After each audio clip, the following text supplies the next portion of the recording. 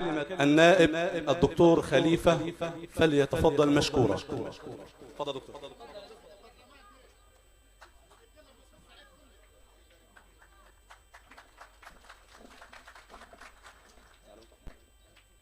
الله يخليك.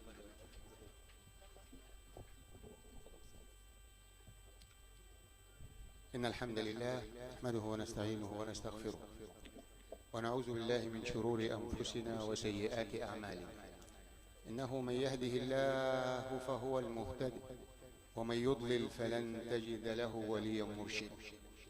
وأشهد أن لا إله إلا الله وحده لا شريك له، لا ملجأ ولا منج منه إلا إليه.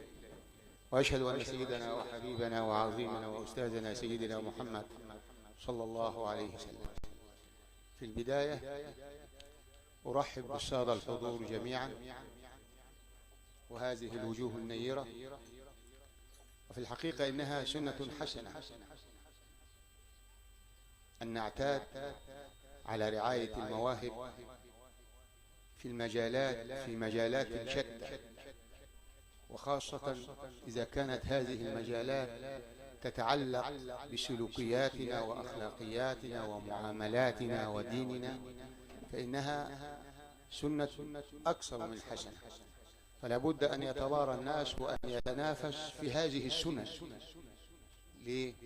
لأن الإنسان طالما عمل سنة حسنة وتنافس فيها الناس أفضل كثير ممن يتنافسون في السنن السيئة. والعلم، هذه السنن سنن علم، وما فيش دولة هتبنى بغير العلم. بالعلم والمال يبني الناس ملكهم، لم يبنى ملك على جهل وإقلال. إذا ما أراد الناس أن يتقدموا، إذا ما أرادوا أن ينشئوا بنية تحتية للأخلاق وللعلاقات الإنسانية الجيدة وللمعاملات الصح، فما عليهم إلا أن يهتموا بالاستثمار في هذا الشباب. وأجمل استثمار وأقوى استثمار وصلت إليه دول العالم هو الاستثمار في البشر.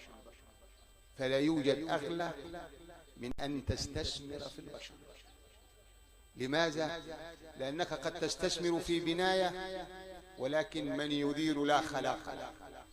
فإذا ما جعلت البنية التحتية هي الأخلاق فثق تماما أنك ستحصد يوما هذا الزرع.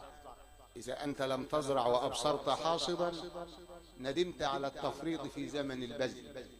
سلوكيات الناس هي من تبني، ولذا كل الدول استثمرت في البشر وصل، ومن استثمر في غير البشر تعليما وتثقيفا وتنويرا ورعاية اجتماعية واقتصادية، كل اللي استثمروا في هذا النشاط وصل.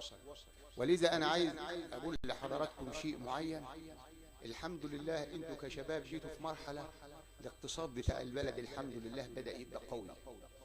عندما النهاردة يكون عندك احتياطي نقدي تجاوز 40 مليار دولار أزمات كورونا العالمية، عندما تكون قادرا على أن تضخ 500 مليار جنيه في مبادرة حياة كريمة، فده دليل على أنك قادر.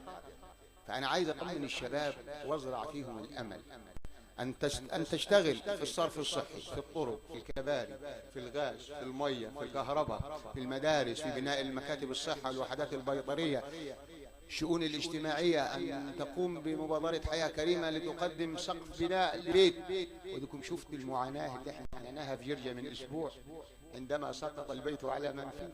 ليه؟ لأن ما فيش رعاية كافية. جرجة النهاردة المنشآت الغير قايلة للسقوط، المنشآت القايلة للسقوط النهاردة مطلع لك أكثر من 50 أسرة المفروض تطلعها برا بيوتها. المشكلة الحقيقية حاليا، ودي معانا الأستاذ الفاضل الذي يجتهد ليل نهار ما يعرفش يجمع شقة الواحد منه.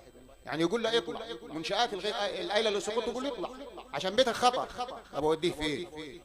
ما عنديش شقة واحدة في مدينة جرجة أستطيع أن أنقل فيها بيت قايل للسقوط. يبقى إذن الماضي اللي لازم ينتهي ماضي مؤسف وماضي أليم. كان المفروض أنا يبقى عندي وحدات زي ما في بلاد كتير ووحدات كتير ومراكز كتير عندها احتياطي، خد حضرتك، إنما أنت النهاردة ما عندكش. فأنا عايز أقول إن الوضع لازم يتغير، ولازم نعرف إحنا كصعايدة وإحنا كسوهاجية إن إحنا ندور على حقنا اللي نص عليه الدستور في كل مواده. قال عدالة تقسيم الثروة، قال عدالة اجتماعية. والعدالة الاجتماعية تفترض إنك أنت تاخد ب 6% من الدولة ولا 8% بالناس اللي رايحة جاي عليك وما تاخدش 1%. تبقى دي عدالة؟ دي مش عدالة. انت لازم تحدد. دايما بنقول احنا لازم عايزين ندي بعض عقد نافع في ايه؟ احنا يا مواطنين يا رعاة، ده له حق وده له حق. المواطن يبقى هنقسمه بالعدل، نجيبوا الميراث بتاع ابونا وبما يرضي الله للذكر مثل حظ الانثيين وكل واحد ياخد حقه. ده لو احنا مواطنين. احنا رعايا نتراضوا من الرأي، شويه في السكن، شويه في التعليم، شويه في كذا. احنا عندنا مشاكل جمه ماضيه لا حصر لها، ولو ما نجحناش في حلها مشاكلنا اللي في التعليم وفي الصحة، إذا أعلن أمامكم من الآن أننا نقول وبملء فمنا أننا فشلنا. ليه؟ أنت عندك بالفعل عندك العجز في المدرسين تجاوز 70 و 80%، والإدارة التعليمية النهارده بتغزل برجل حمار. روح يا فلان، لا سد العجز في المكان، لا ودوا جماعة، لكن ما عندكش مدرسين، المدارس ما فيهاش. الصحة، قلت لوزيرة الصحة أتحداك أن تجمعي مستشفى وتدليني على مستشفى تابعة لوزارة الصحة في محافظة واجهتها من أسيوط إلى آخر حدودنا مع قنا، مستشفى واحدة بس. تقول لي ممكن الطفل اللي عنده حصوة في الحالة بيروح فين؟ بالفعل ما فيش منظار لطفل، فيش منظار حصوة يطلع حصوة طفل في كل مستشفيات وزارة الصحة. لما محافظة 8 مليون ما فيهاش. إذا إحنا ما عندناش فعلا، لما بنقول ما عندناش صحة فعلا ما عندناش صحة، بدليل أنت كل يوم بيجيك 30 تليفون، فلان اتكسر، فلان عايز عناية مركزة، فلان ما راح المستشفى 5 مرات، وفي خيال علمي شغال يقول لك إيه؟ قوائم الانتظار، قضينا على قوائم الانتظار. ده أنت بتروح جامعة سوهاج 6 مرات في حصوة، 6 مرات، يقول لك تعال الشهر الجاي، تعال الشهر اللي بعديه، تعال الشهر الكذا، تعال الشهر الكذا. فإحنا عايزين نقول أن هذا الحفل الجميل هو خطوة إلى الأمام، هو خطوة لتعليق قيمة كل من حضر وكل من شارك وكل من ساهم ولو بخطوة. بالفعل نريد أن نتقدم، نجعل العلم هو النبراس، هو الذي يقودنا لا نقود. القادة الكفاءة هي التي تقود. كفايانا ولا، ما فيش حد جاب البلد دي ورا غير كلمة الولاء، غير الطائفية، غير الطوافة. في البلد الفلاني يدوا خليفة ولده وما يدوش اللي أحسن منه. ليه؟ طائفي. عايزين نغير هذه الموروثات الثقافية عشان نتقدم.